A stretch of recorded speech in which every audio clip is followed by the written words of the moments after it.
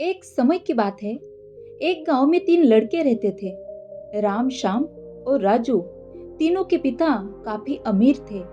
तीनों का बचपन बहुत अच्छे तरह से गुजर रहा था। उनके माता पिता कभी भी उनकी कोई भी मांग को अनदेखा नहीं करते थे।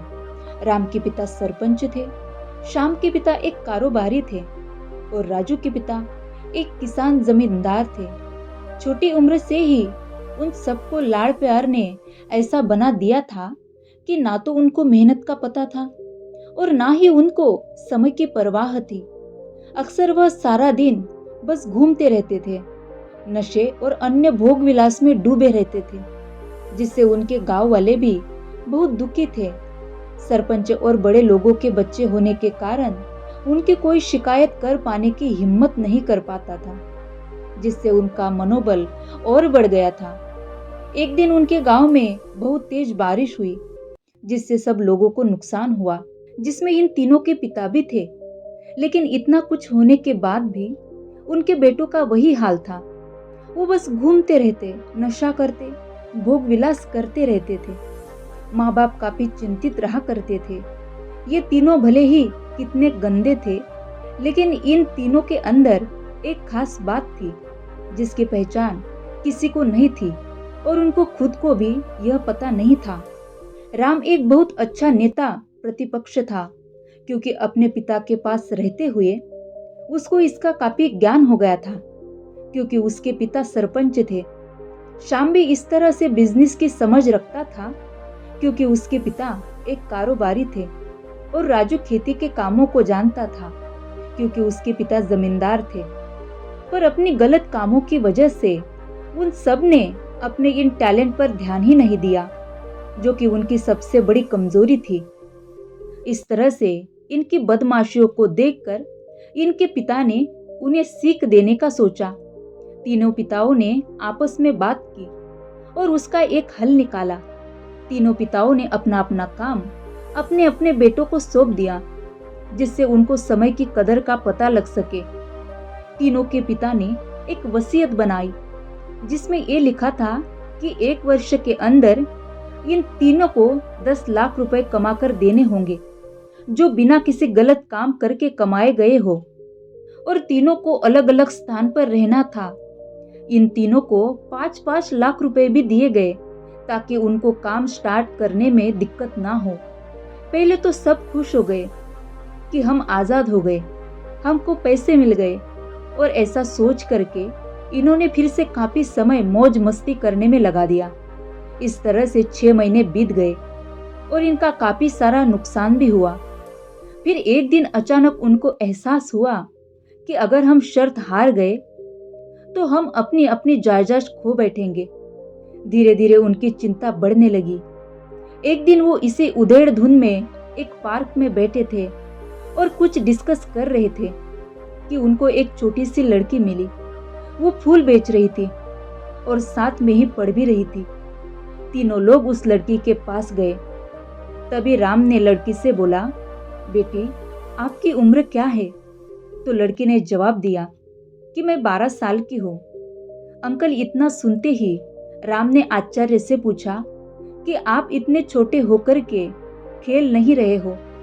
इस पर लड़की ने जवाब दिया कि मेरे पापा अब इस दुनिया में नहीं है और माता बीमार रहती है, इसलिए मैं ये काम करती हूँ। ये सुनकर राम ने अपना पर्स निकाला।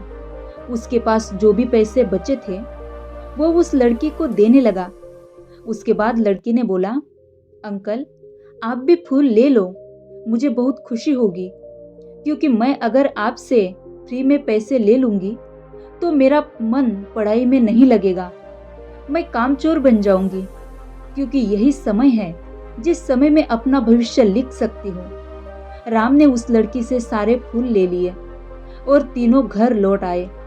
उस फूल वाली लड़की का उन तीनों लड़कों पर बहुत गहरा प्रभाव पड़ा।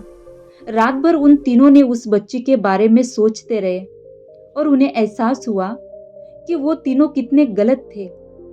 तीनों ही दोस्तों को एहसास हुआ कि आज भी उनके पास 6 महीने का समय है अपने पिता के दिए गए काम को पूरा करने का और भविष्य बनाने का। इस दौरान सबने सोचा कि अगर बचे हुए समय का सही उपयोग करें तो अभी भी बहुत कुछ किया जा सकता है। इसी तरह बाकी दोस्तों ने भी सोचा और दूसरे समय में आकर काम तलाशने लगे। पर उनके शर्त में एक शर्त ये भी थी कि उनको जो भी काम करना है वो अपनी पहचान बताए बिना करेंगे, जिससे ये साफ था कि उनको काम नहीं मिला। और जब काम नहीं मिला तो उन्होंने सोच लिया अब वो अगर कुछ भी करेंगे तो अपने गांव में जाकर ही काम करेंगे। भले ही उनके पिता कुछ भी सोचे, लेकिन फिर भी अपने गांव में जाएंगे और अपने गांव में कुछ नए काम करेंगे, भले ही उनको अपने पिता की वसीयत ना मिले।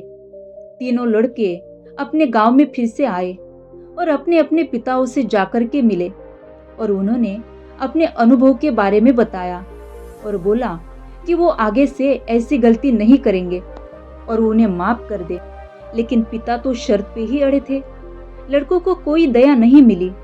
तीनों को फिर से दुख हुआ कि तीनों को अपनी गलती का एहसास होने के बाद भी उनके पिता उनका सपोर्ट नहीं कर रहे हैं। और फिर से वो रात भर सोचते रहे कि अब क्या किया जाए। तीनों ने मिलकर एक स्कीम निकाली। राम अपने मित्रों के साथ में मिलकर लोगों की प्रॉब्लम को सुलझाने लगा, जिससे उसके गांव की समस्याओं का ज्ञान हुआ। इसी तरह श्याम भी गांव के विकास के लिए नए नए तरीके सीख गया और राजू को किसानों और बीजों का ज्ञान होने से उसको काफी फायदा हुआ। तीनों ने मिलकर अपने बाकी पैसों को सही ढंग से सही जगह लगाकर गांव को एक नया रूप दे दिया। उनकी कड़ी मेहनत से गांव के लोग क्या, दूसरे शहरों के लोग भी उनकी तारीफ करने लगे। उनका गांव तरक्की करने लगा। नई तकनीकों के कारण हर वर्ग के लोगों से उनका जुड़ाव होने लगा और एक समय आने के बाद उनके पिताओं ने भी उनको माफ कर दिया।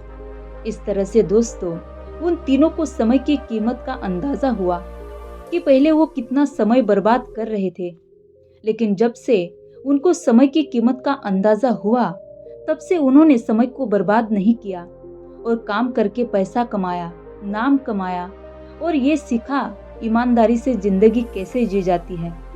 तो दोस्तों, कुल मिलाकर कहने का मतलब यही है कि आप सभी समय को बर्बाद ना करें।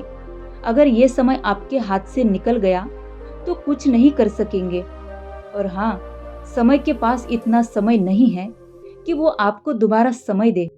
समय बर्बाद करने का हजारों तरीका है, लेकिन आप ऐसा कोई तरीका चुनिए जो आपकी जिंदगी बदल दे, इस समाज की जिंदगी बदल दे, इस देश का भविष्य बदल दे। तो दोस्तों, आशा करती हूँ कि आज की कहानी से आपको बहुत कुछ सीखने को मिला होगा। अगर आपको कहानी अच्छी लगे तो लाइक और शेयर जरूर कीजिएगा और ऐसे ही प्रेरणादायी कहानियाँ सुनने के लिए चैनल को सब्सक्राइब करना ना भूलें।